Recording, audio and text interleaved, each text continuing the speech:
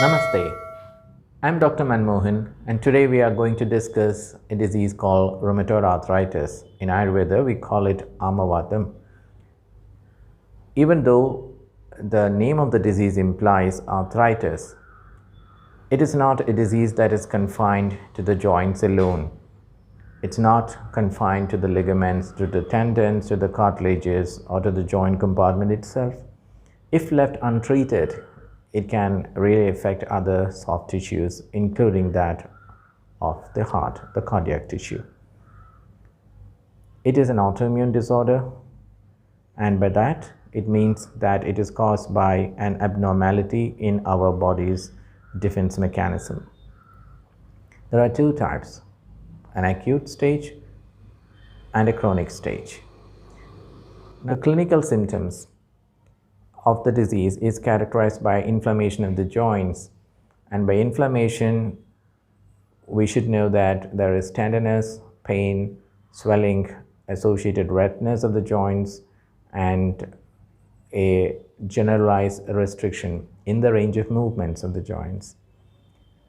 There will be pain in the muscles, there will be indigestion, mild tendency of fever, as well as fatigue and lethargy.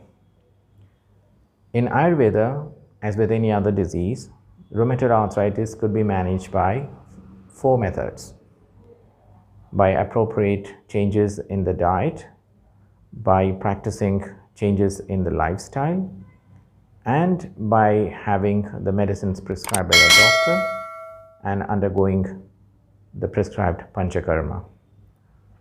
Now let us take each one of these one by one. Changes in the diet generally includes practicing warm food and fluids. In other words, to ensure that you have food that is generally warm, nothing refrigerated for sure.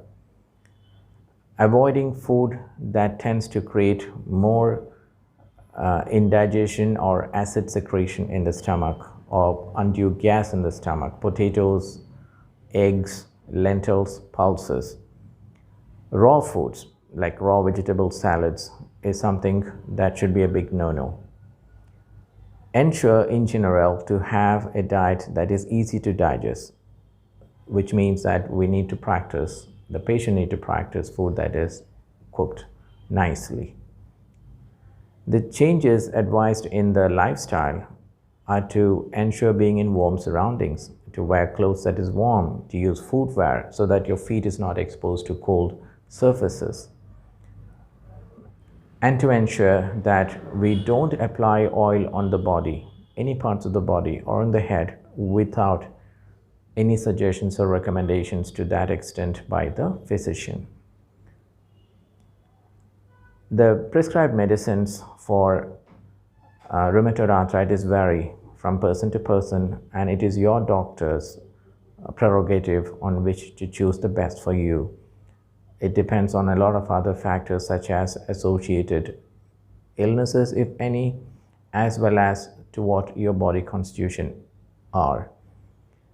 The dosage, the time of taking it, and the medicine, in fact, whether it should be in a form of a liquid decoction, tablets or powders, that is all left to the physician after evaluating your body type as well as the stage of the illness.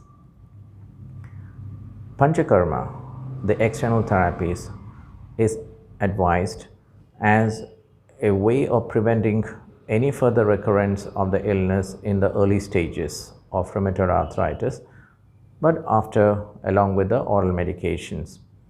And in a later stage of rheumatoid arthritis, panchakarma, the snehana and the svedana part, or the sedation, as well as the application of oil, etc., or lepams like medicated powders and upanahams are advised. The later stages of rheumatoid arthritis, panchakarma is advised along with oral medications to ensure that recurrence of the illness is as minimal as possible.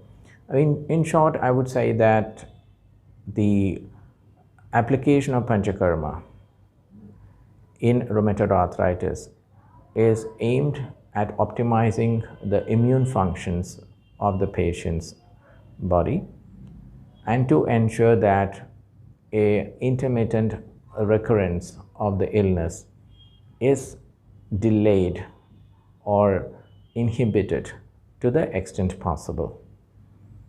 That's all about rheumatoid arthritis until we come up with another disease next time. Thank you.